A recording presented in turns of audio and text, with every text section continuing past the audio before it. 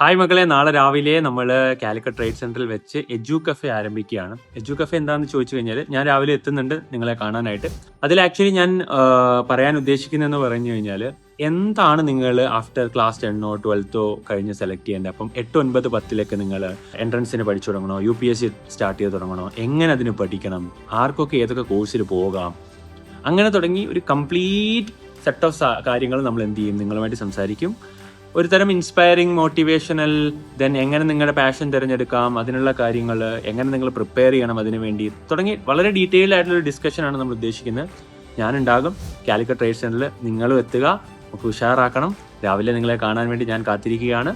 അപ്പോൾ എല്ലാവരും 10 മണിക്ക് തന്നെ പ്രോഗ്രാമിൽ എത്തി തുടങ്ങുക, അടിപൊളിയാക്കുക.